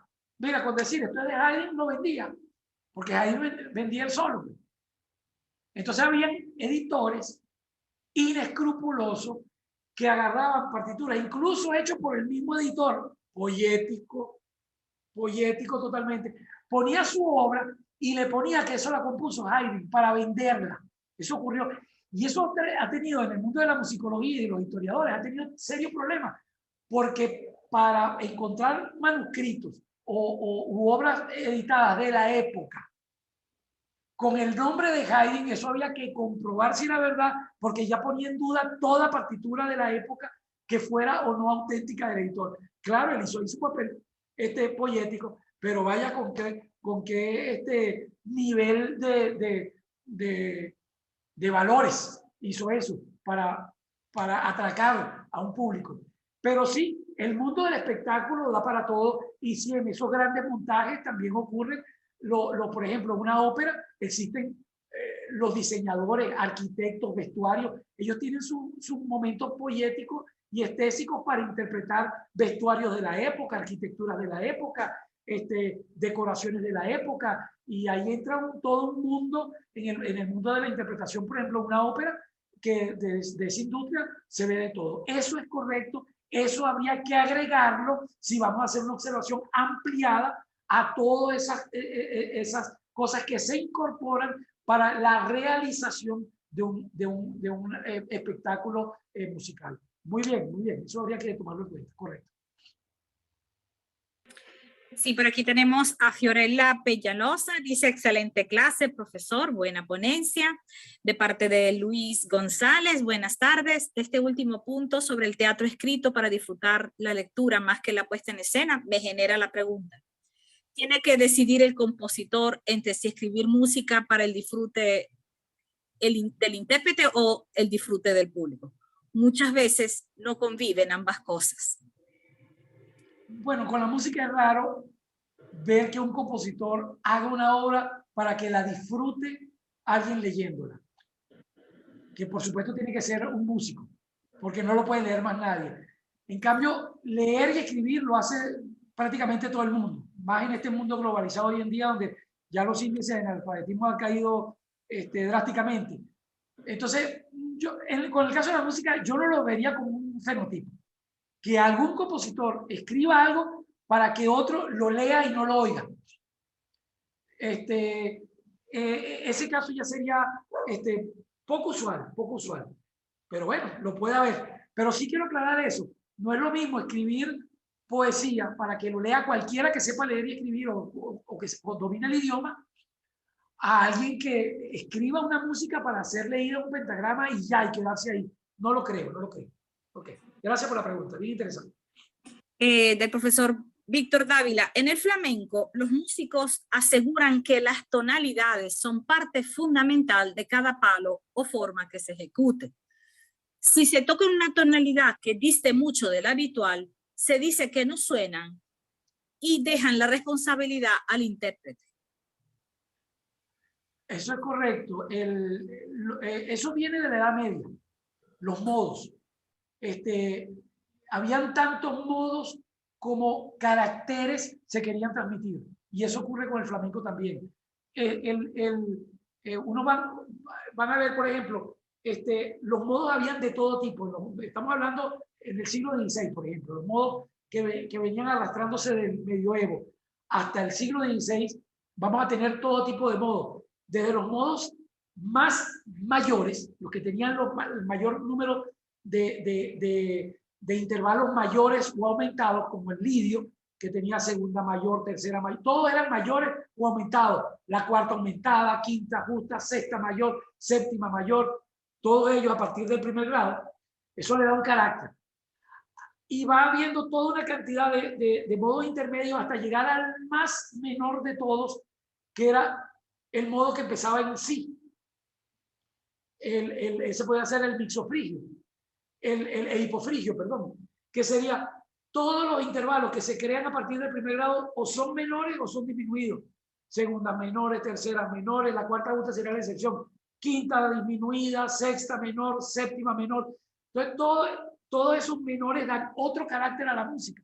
Entonces, los compositores utilizaban el lidio para una cosa, el dórico para otra cosa, el hipofrigio para otra cosa, el mixolidio para otra cosa, cada quien para crear un estado de ánimo diferente y hacer todo un panorama que ya de por sí la música venía creada con ciertas connotaciones expresivas. Ya el modo utilizado, escogido, ya decía mucho de eso. Y eso ocurre con el flamenco también, la escogencia de eso. Ahora, eso no es suficiente. El intérprete le tiene que poner salero a ese flamenco, además del que ya tiene por parte del compositor. Pero muy bien la pregunta, Víctor. Ok, gracias por la pregunta. Excelente, excelente. Y por aquí Luis González puntualiza, bueno, que se refiere al disfrute del intérprete al ejecutarla. Me imagino que se refiere a lo que decía anteriormente de la obra teatral. Muy bien, y con esto creo que cerramos. Muchas gracias. Hoy han participado increíblemente, diría con excelentes preguntas. Y por supuesto, doctor Rafael, realmente quisiera que durara más horas, de verdad, este encuentro, porque creo que hay muchísimas cosas que contar y hay, ¿cómo se dice? Muchas tonalidades en los argumentos que, bueno, se puede ir hasta el infinito realmente, ¿no? Entonces, bueno, gracias a ustedes, querido público. Muy, muy amable por todo. Gracias por la invitación. Muy bueno, amable. Saludos. Saludos de Mérida. Del Zulia y de la Facultad Experimental de Arte, de la Escuela de Música, con su directora Vivian Rodríguez y por supuesto nuestra decana, la profesora Juliana Marín. Por supuesto le damos de nuevo las gracias al profesor Rafael Saavedra por su excelente tema de hoy y bueno, seguramente quedamos de acuerdo para otra próxima oportunidad, estoy segura que sí. Muchísimas gracias a todos los que estuvieron presentes hoy. Esto es para el disfrute de todos, para que podamos encender esa mente y comenzar a pensar, obviamente, todo el mundo de la música. Bueno, muchísimas gracias y que todos estén muy bien. Saludos. Gracias, gracias. Hasta luego. Hasta luego, muchas gracias. Gracias, igual, hasta luego.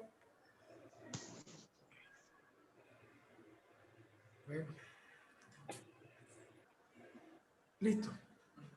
Okay. Bueno, gracias, vale. Te calaste.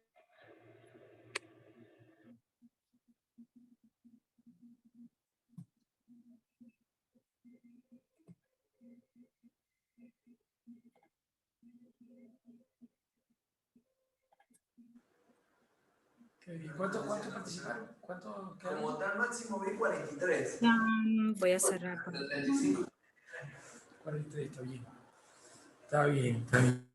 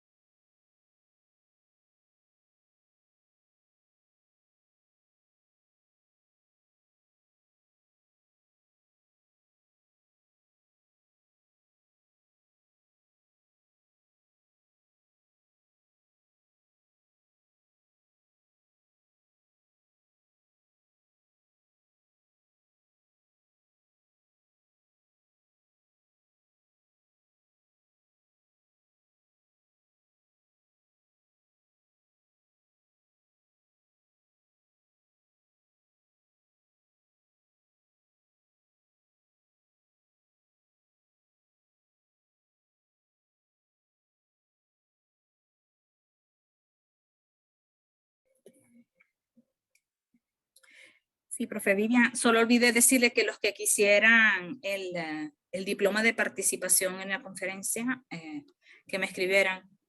Se me olvidó decir eso, pero bueno. Ya me anoté, profe, la lista de todas las personas que estuvieron presentes hoy. Ok, profe. Perfecto. La próxima conferencia es la del doctor Régulo Pachano sobre gerencia y actividad musical. Ah, perfecto. Ah, maravilloso, profe. Muy bien. Voy a anotar por aquí. Régulo Pachano. Ok. Sí, para que hay que contactarlo a él para que los temas sean variados y después volvemos a estos temas que han suscitado interés. Correcto. Con otros ponentes, otras versiones, otras perspectivas.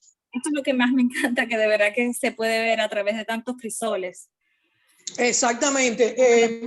No, y de hecho, bueno, claro, el profe es músico tal, pero también sería interesante, a mí me gusta mucho la perspectiva de gente que no es músico sobre estos temas. Claro, es que la idea de Música al Día es eso, es una perspectiva del conocimiento, desde otras áreas del conocimiento, es una visión de la música desde otras áreas del conocimiento. En el caso de él, maravilloso porque él también es investigador y tal, y bueno, yo también he investigado sobre esos temas, he publicado, y usted también. Bueno, sería interesante otras visiones. No, y es que mano a mano que él hablaba, de verdad que se me venían unas ideas de cosas que estaban ocurriendo con TikTok y cómo cambiaba la perspectiva psicológica de la audiencia.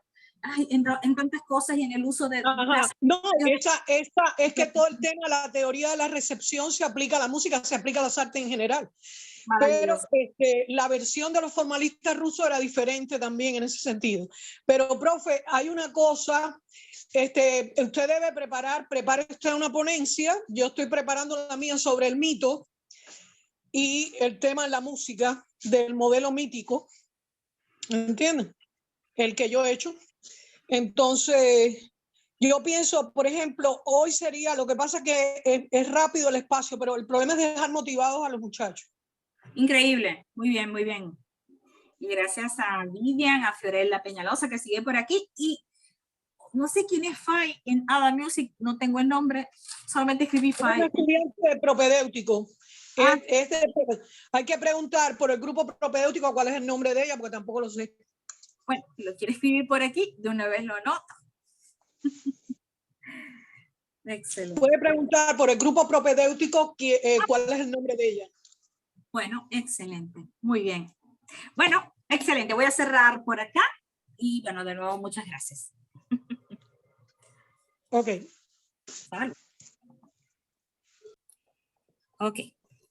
¿Se escucha ahora? Sí. Ok, muchas gracias. Muchas gracias. Disculpen, no sé si se escuchó la presentación.